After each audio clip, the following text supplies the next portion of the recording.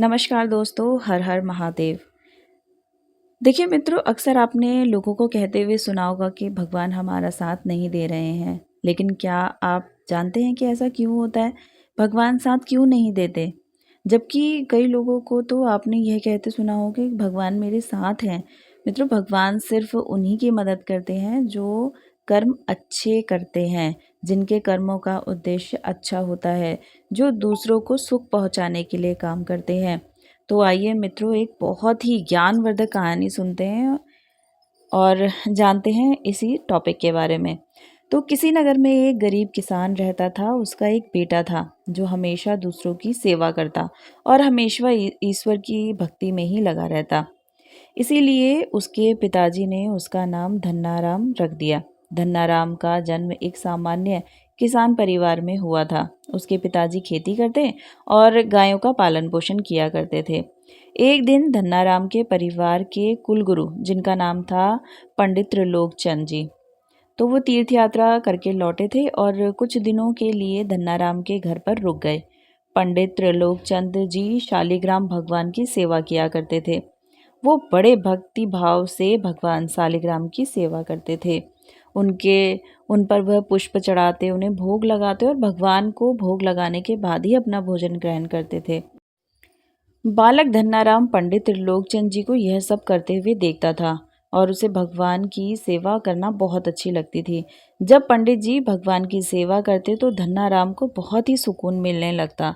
कुछ दिनों के बाद जब पंडित त्रिलोकचंद जाने लगे, तब बालक धन्नाराम पंडित जी से शालिग्राम भगवान के लिए जिद करने लगे।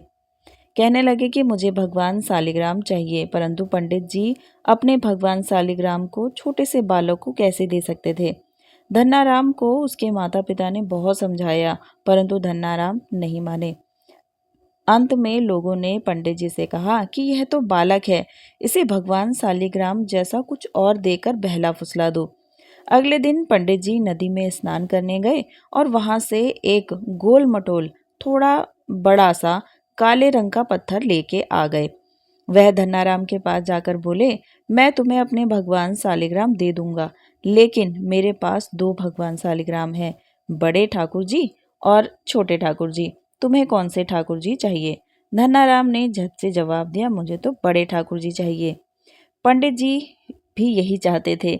तब पंडित जी ने धन्नाराम को यह बड़ा काला पत्थर, जिसे वह बड़े ठाकुर जी बताकर दे दिया। अब ठाकुर जी को पाकर धन्नाराम बहुत प्रसन्न हो गए, बड़े खुश हो गए।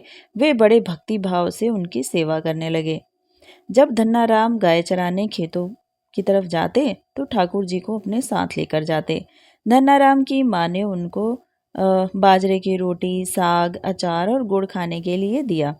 अब धन्नाराम ने भी निश्चय किया कि वह भी पंडित जी की तरह ही ठाकुर जी को जब तक भोग नहीं लगाएंगे, तब तक ठाकुर जी को खिला नहीं देंगे, तब तक वह खुद भी भोजन नहीं करेंगे। धन्नाराम जब खेत में पहुंचे तो प्रेम से ठाकुर जी को पुकार कर कहने लगे कि ठाकुर जी, अब जब आप भोग नहीं खाएंगे, तब तक मैं भी भोजन नहीं करूंगा। धन्नाराम ने निश्चय किया कि जब तक ठाकुर जी प्रकट होकर भोग नहीं लगाते, तब तक मैं भी एक भी टुकड़ा ग्रहण नहीं करूंगा। जब ठाकुर जी ने भोग नहीं लिया तो धन्नाराम ने शाम को वह रोटी गाय को खिला दी। 3 दिन तक ऐसा चलता रहा। न ठाकुर जी भोग लगाते और न ही धन्नाराम भोजन करते। चौथे दिन की बात है, धन्नाराम की उनकी माता फिर से रोटी लेकर आई। जब धन्नाराम खेतों में जाकर जोर जोर से रोने लगे और ठाकुर जी से गुहार लगाने लगे, वह बोले, आप तो बड़े ठाकुर जी हैं, आपको तो रोज 56 प्रकार के भोग खिलाते होंगे, परंतु मैं तो बालक हूँ, 3 दिन से भूखा हूँ और परेशान हूँ। क्या आपको मुझ पर दया नहीं आती? मुझ पर दया करके ही थोड़ा सा भोग लगा लो, जिससे मैं भी कुछ खा सकूं। क्योंकि पंडित जी ने कहा था कि आपको खिलाए बिना मैं कुछ नहीं खा सकता, इसीलिए पहले आप खा लो, इसके बाद ही मैं खाऊंगा। धनाराम के भोलेपन से की गई प्रार्थना को सुनकर भगवान ठाकुर जी साक्षात प्रकट हो गए। अपने ठाकुर जी को देखकर धन्नाराम बहुत प्रसन्न हो गए। उन्होंने ठाकुर जी को माँ की दी हुई बाजरे की रोटी, साग और गुड़ खाने को दिया। ठाकुर जी बड़े चाव से रोटी खाने लगे। 4 रोटी में से 2 रोटी ठाकुर जी ने खा ली। अब ठाकुर जी तीसरी रोटी खाने लगे। तब धन्नाराम ने उनका हाथ पकड़ लिया और कहा, सारी रोटी आप ही खा जाएंगे क्या? मुझे भी तो भूख लगी है, मैं कैसे खाऊंगा? मैं तो 4 दिन से भूखा हूँ, मैंने कुछ भी नहीं खाया। 2 रोटी आपने खा ली, अब 2 रोटी मेरे लिए छोड़ दो। इसके बाद ठाकुर जी मुस्कुराने लगे और बची हुई 2 रोटियां धन्नाराम ने खाई। अब तो उनका रोज का ही यह नियम बन गया था। धन्नाराम जब भी गाय चराने आते तो भोजन खेत में आकर ठाकुर जी के साथ ही करते। एक दिन ठाकुर जी ने धन्नाराम से कहा कि तुम रोज मुझे रोटी खिलाते हो, मैं मुफ्त में रोटी नहीं खाना चाहता था, मैं तुम्हारा कोई काम कर दिया करूंगा। धन्नाराम ने कहा, मैं तो बालक हूँ, केवल गाय ही चराता हूँ, मैं आपको क्या काम दे सकता हूँ? तब ठाकुर जी ने कहा कि मैं तुम्हारी गाय ही चरा दिया करूंगा। उस दिन से ठाकुर जी ही धन्नाराम जी की गाय चराने लगे। एक दिन धन्नाराम ने ठाकुर जी से पूछा, आप मुझे अपने हृदय से नहीं लगाते? तब ठाकुर जी ने कहा, मैं तुम्हें प्रत्यक्ष हो गया हूँ, लेकिन पूरी तरह से तब मिलता हूँ जब कोई सतगुरु जीव को अपना लेता है। तभी तुमने अपने किसी गुरु की शरणागति ग्रहण नहीं की है, इसीलिए मैं तुम्हें अपने हृदय से नहीं लगा सकता। तब धन्नाराम बोले, मैं तो जानता ही नहीं कि गुरु किसे कहते हैं, फिर मैं अपना गुरु कैसे बनाऊं?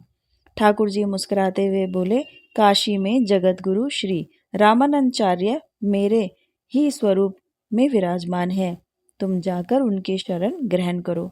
ठाकुर जी के कहने के अनुसार धन्नाराम ने काशी जाकर रामानंदाचार्य जी की शरणागति कर ली। उस समय धन्नाराम की आयु 15 साल की थी। श्री रामानंदाचार्य जी ने धन्नाराम को अपने शिष्य के रूप में स्वीकार कर लिया और उन्हें आदेश दिया कि अब तुम अपने घर चले जाओ। धन्नाराम बोले, गुरुजी, अब मैं घर नहीं जाना चाहता, आप मुझे घर जाने का आदेश क्यों दे रहे हैं? गुरुजी बोले, अगर तुम यहाँ रहकर भजन करोगे तो केवल तुम्हारा ही कल्याण होगा, लेकिन अगर तुम अपने घर जाकर खेती किसानी करते हुए अपने माता पिता की सेवा करते हुए भजन करोगे तो तुम्हारे साथ कई जीवों का उद्धार हो जाएगा। गुरुजी की आज्ञा के अनुसार धन्नाराम घर लौट आए। इसके बाद जैसे ही धन्नाराम घर पहुंचे, ठाकुर जी ने अपने उन्हें हृदय से लगा लिया। इसके बाद धन्नाराम खूब संतों की सेवा करने लगे। जब भी उनके गांव में कोई साधु संत आता, धन्नाराम उन्हें अपने घर में ले जाते और बड़े प्रेम से उनकी सेवा करते, उन्हें भोजन खिलाते।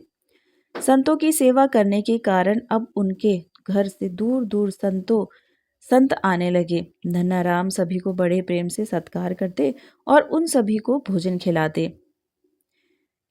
एक दिन की बात है, धन्नाराम के पिता ने धन्नाराम से कहा, देखो बेटा, हम लोग गृहस्थ हैं, यदि महीने में एक आध बार कोई साधु आ जाए तो हम उनकी सेवा भी कर ले और उन्हें भोजन भी करा दे, लेकिन तुम्हारी इन साधुओं से ऐसी दोस्ती हो गई है कि हर दूसरे दिन कोई ना कोई साधु चला आता है और अपने साथ एक दो को और ले आता है।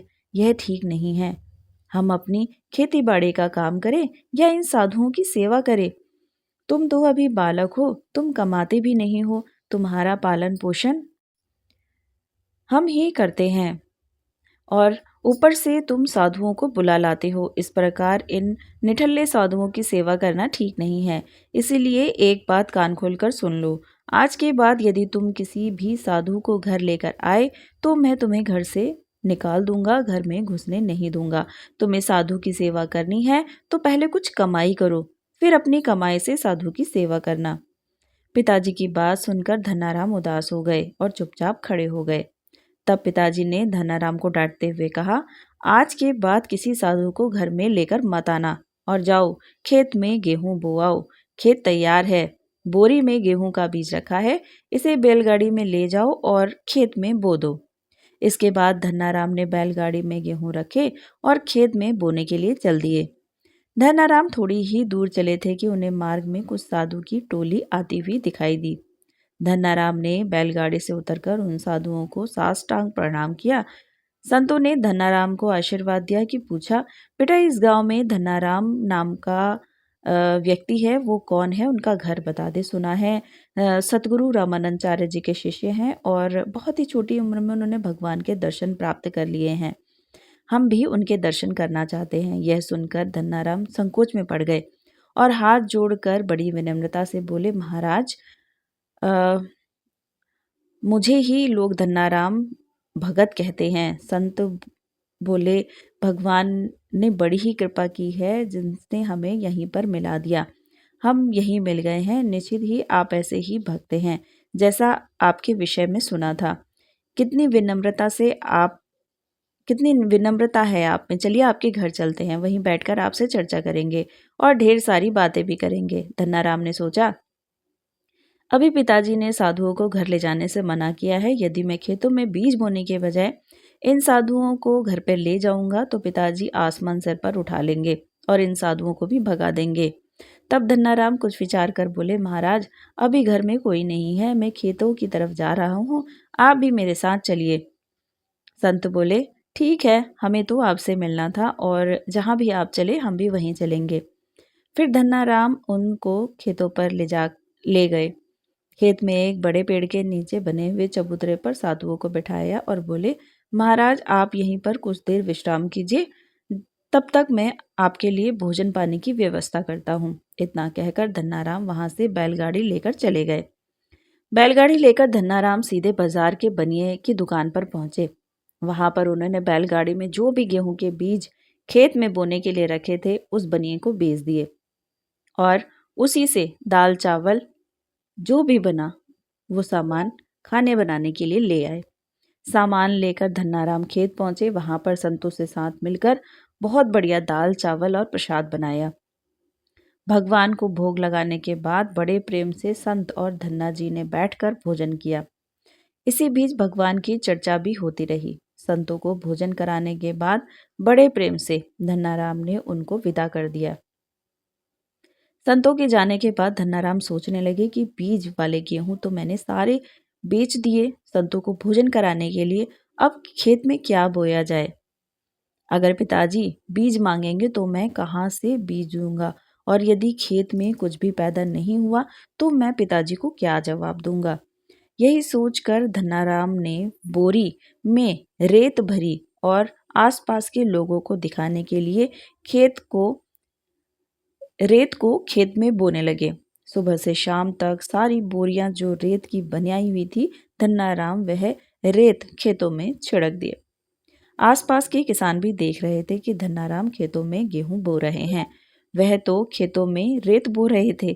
खेत में बोने के बाद धन्नाराम बड़े प्रसन्न मन से घर की ओर चल दिए। वह सोचने लगे, खेत में तो कुछ उगना ही नहीं है तो देखभाल भी नहीं करनी पड़ेगी। धन्नाराम जब घर पहुंचे तो पिताजी ने पूछा, खेत बो आए?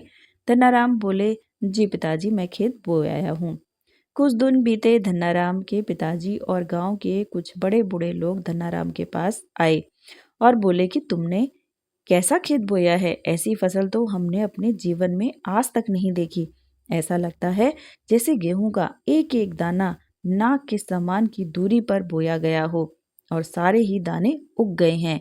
इतनी सुंदर फसल तो हमने आज तक नहीं देखी। यह सब तुमने कैसे किया? धन्नाराम सोचने लगे कि सब तो उनको ताने मार रहे हैं, खेत में कुछ भी नहीं उगा होगा, इसीलिए ऐसी बात कर रहे हैं। तब धन्नाराम ने आश्चर्यचकित होकर स्वयं खेत पर जाकर देखा तो बड़े ही आश्चर्यचकित हो गए। उन्होंने देखा कि जिस खेत में उन्होंने रेत बोई थी वहां पर फसल उगाई है और इतनी सुंदर फसल उन्होंने आज तक कभी नहीं देखी थी।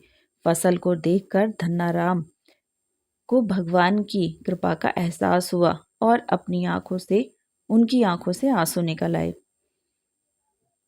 धन्नाराम जोर जोर से रोने लगे। तब धन्नाराम के पिता और अन्य गांव वालों ने रोने के कारण पूछा तो धन्नाराम रोते हुए उन्होंने सारी घटना कह सुनाई। धन्नाराम बोले, पिताजी जब आपने संतों को घर लाने के लिए मना किया और खेतों में बोने के लिए गेहूं दिया था, उसी दिन मुझे मार्ग में कुछ संत मिल गए थे। मैंने उन संतों को अपने घर नहीं लाया और खेत पर ही ठहराकर जो गेहूं के बीज बोने के लिए दिए थे वह सब कुछ बनिए की दुकान पर बेचकर संतों को भोजन करा दिया। उसके बाद मैंने लोगों को दिखावे के लिए रेत खेत में बो दिए। फिर यह फसल कैसे हो गई यह मुझे नहीं मालूम। धन्नाराम की बात सुनकर उनके पिताजी की आंखों में आंसू आ गए और वो बोले, मेरा धन्य भाग जो मेरे घर में ऐसे पुत्र ने जन्म लिया। आज के बाद हम तुम्हें रोकेंगे नहीं। खूब साधुओं को बुलाओ, संतों की सेवा करो। हम तुम्हें अब कभी भी मना नहीं करेंगे।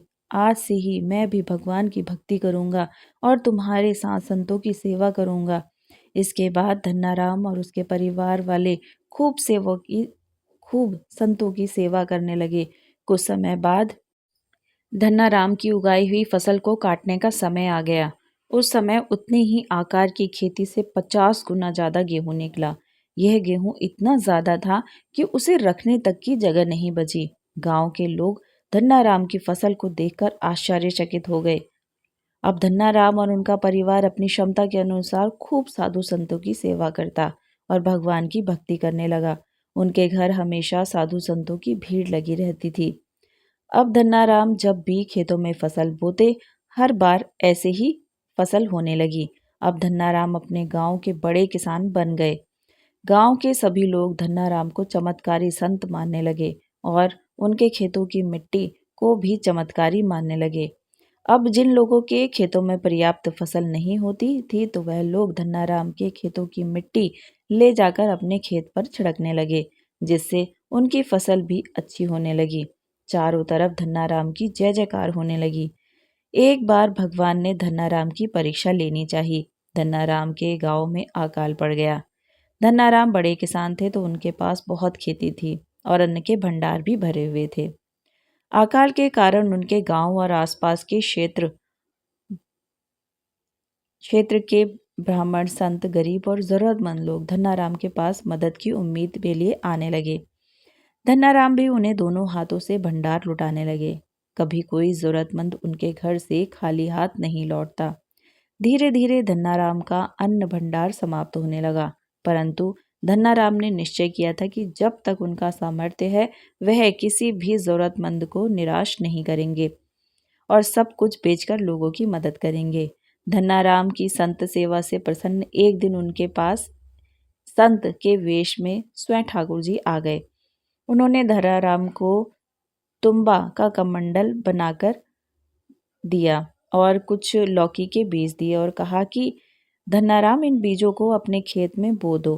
अब इनकी फसल पक जाए तो उनसे जो भी प्राप्त हो उसे लोगों की सेवा में खर्च कर देना। धन्नाराम ने ऐसा ही किया। संत की आज्ञा से उन्होंने तुम्बा के बीज खेतों में बो दिए।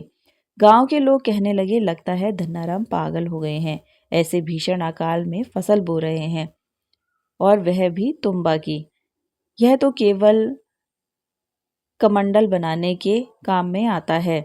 ऐसी फसल यदि उग भी जाए, पैदा भी हो गई तो भी इसका कोई फायदा नहीं है। कुछ दिन बाद तुम्बा की फसल उगाई। सभी लोग आश्चर्य करने लगे कि ऐसे भीषण अकाल में भी बिना पानी के कोई फसल कैसे उग सकती है। कुछ ही दिनों में धन्नाराम का खेत हरा भरा हो गया। इसी बीच धन्नाराम जरूरतमंदों की सेवा करते रहे। धन्नाराम ने अपना सारा अन्न भंडार सेवा दान में लगा दिया। उनके घर में जो भी फसल के बीज रखे थे वह भी उन्होंने संतों को भोजन कराने के लिए दान कर दिया। अब उनके पास अपने परिवार के गुजारे लायक भी अन्न नहीं बचा था। गांव के लोग कहने लगे, बड़ा मूर्ख है जो सारा अन्न लुटा दिया, अपने परिवार के लिए कुछ भी नहीं रखा और इसने फसल में बोया भी तो क्या, तुम्बा, जिसे कोई खा भी नहीं सकता। धन्नाराम लोगों की बातों से धन्नाराम को कोई फर्क नहीं पड़ता। वह तो भगवान का नाम लेते रहते और लोगों की मदद करते रहते। एक दिन ऐसा आया जब धन्नाराम के खेत में लगी फसल पक गई। उनके खेतों में बड़े बड़े तुम्बा के फल दिखाई दे रहे थे। धन्नाराम ने सोचा, अब दान करने को तो कुछ है ही नहीं, अब इन तुम्बों से कमंडल बनाकर संतों को दिया करेंगे। धन्नाराम खेतों में लग गए। तभी सभी तुम्बा के फलों को तोड़कर घर ले आए। घर आकर जैसे ही उन्होंने एक तुम्बा को कमंडल बनाने के लिए काटा तो उन्होंने देखा कि तुम्बे में हीरे, मोती, जवाहरात और कीमती रत्नों से भरा हुआ था। तुम्बा को कीमती रत्नों से भरा हुआ देखकर वह आश्चर्यचकित हो गए। उनके पास तो तुम्बा की पूरी फसल थी। उन्होंने देखा सभी तुम्बा फलों में से ही कीमती रत्न निकल रहे थे। अब उनके पास इतनी कीमती रत्न और जवाहरात हो गए थे जितने किसी राजा के पास भी ना हो शायद। इस चमत्कार को देखने के बाद धन्नाराम को उस संत की बात याद आई। उन्होंने तुम्बा के बीज दिए थे। उस संत ने कहा था कि इस फसल से जो भी प्राप्त हो उसे लोगों की सेवा में लगा देना। अब धन्नाराम उस धन से लोगों की सेवा करने लगे।